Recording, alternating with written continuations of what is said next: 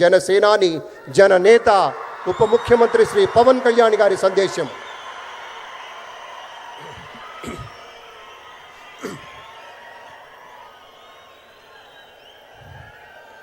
వేదిక పైన ఆసీనులైన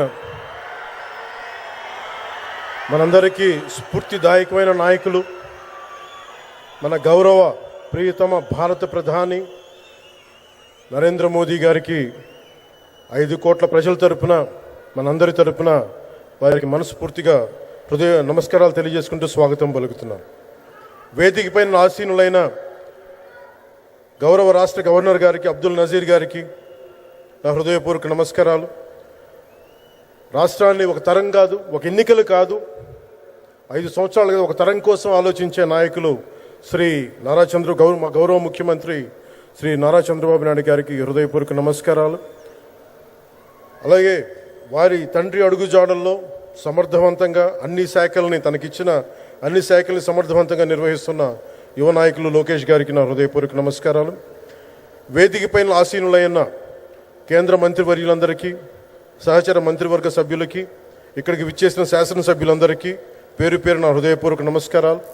ఇక్కడికి విచ్చేసిన జనసేన నాయకులకి, తెలుగుదేశం నాయకులకి, భారతీయ జనతా పార్టీ నాయకులకి, ప్రతి ఒక్కరికి పేరు పేరున నా హృదయపూర్వక నమస్కారం. మనకి ప్రధానమంత్రి గారిని ఒకటే ఒక పదంతో పిలుస్తాం, కర్మయోగి.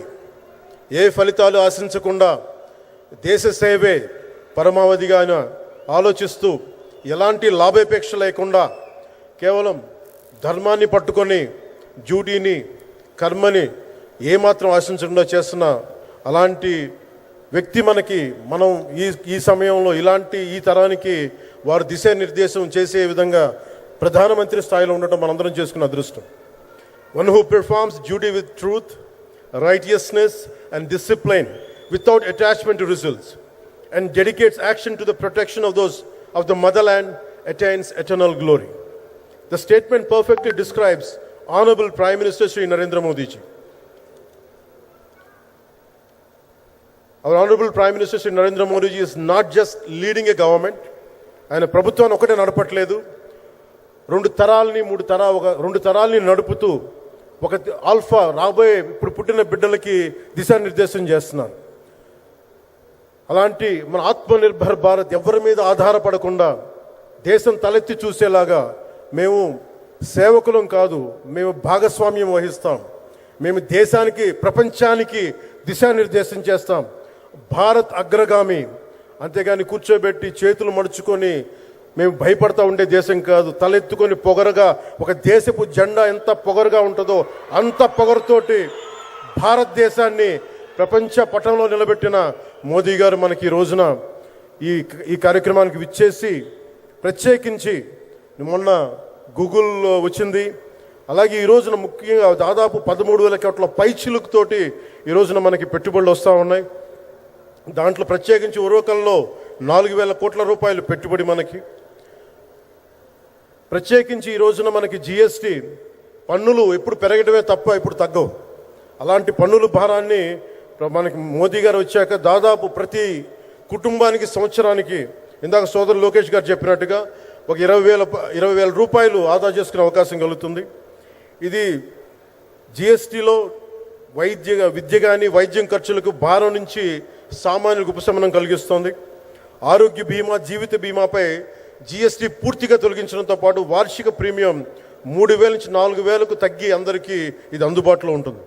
అలాగే విద్యార్థులకు కావచ్చు, ఇలాంటి ప్రతి ఒక్కరికి కూడా అన్ని రంగాల వాళ్ళకి ప్రత్యేకించి మనకి జిఎస్టీ వల్ల లాభాలని అందరికి అందించేలా ముందుకు తీసుకెళ్తే ప్రతి ఒక్కరికి, గౌరవ ప్రధానమంత్రి గారికి, దీనికి సహకరించిన గౌరవ ముఖ్యమంత్రి శ్రీ నారా చంద్రబాబు నాయుడు గారికి, ప్రతి ఒక్కరికి నా హృదయపూర్వక ధన్యవాదాలు తెలుపుకుంటూ, ప్రధానమంత్రి గారికి ఇంకొకసారి ప్రత్యేక ధన్యవాదాలు తెలుపుకుంటూ, మేమందరం ఈ కూటమి ఒక 15 ఏళ్ళకి తక్కువ కాకుండా బలంగా ఉండాలి. మనందరం ఎంత బలంగా ఉండాలి అంటే, ఇది తప్ప ఇంకెవరికి ఏది రాదు.